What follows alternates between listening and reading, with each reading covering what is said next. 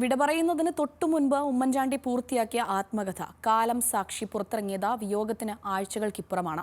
ആൾക്കൂട്ടത്തിന് നടുവിൽ ജീവിച്ചൊരു മനുഷ്യന്റെ സത്യസാക്ഷ്യമാണ് ആ പുസ്തകം. ഉമ്മൻചാണ്ടി ഓർമ്മയായിട്ട് 1 വർഷമാകുമ്പോൾ ആ പുസ്തകത്തിലെ വാക്കുകൾക്കും കൂടുതൽ തെളിച്ചമുണ്ട്.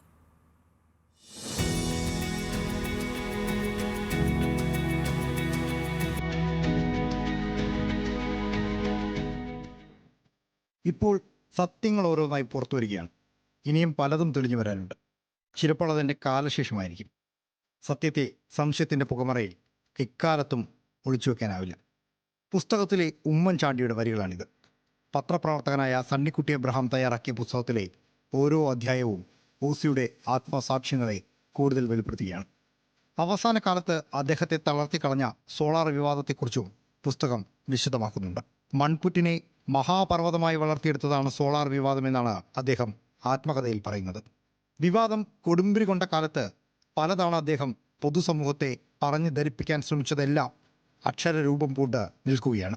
തൻ്റെ ജീവിതത്തിലുടനീളം കാണിച്ച മാന്യത ഈ പുസ്തകത്തിലും തെളിഞ്ഞു നിൽക്കുന്നു.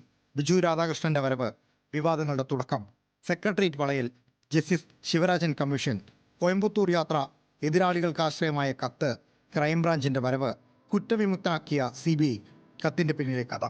അങ്ങനെ സോളാർ വഴികളിലെ ഓരോ സംഭവങ്ങളെക്കുറിച്ചും അദ്ദേഹം വിവരിക്കുന്നുണ്ട്.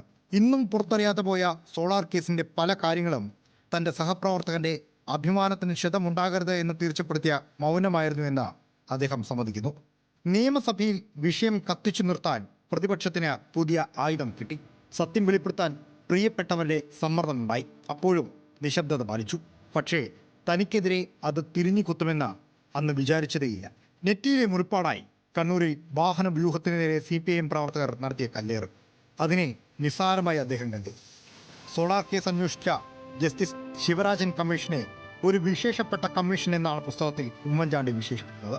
ഒരാണ്ടിനപ്പുറം ഉമ്മൻചാണ്ടിയുടെ ആത്മകഥാ പുസ്തകത്തിന് വായനക്കാർ ഏറുകയാണ്. ഇന്നത് ഒരു മുൻ മുഖ്യമന്ത്രിയുടെ ജീവിതകഥ മാത്രമല്ല. വിമർശനങ്ങൾ ഏറെയുണ്ടെങ്കിലും മനുഷ്യസ്നേഹിയായ ഒരു ഭരണാധികാരിയുടെ സംഭവബഹുലമായ ജീവിതത്തെ അടയാളപ്പെടുത്തുന്നു അത്. News desk, news Malayalam.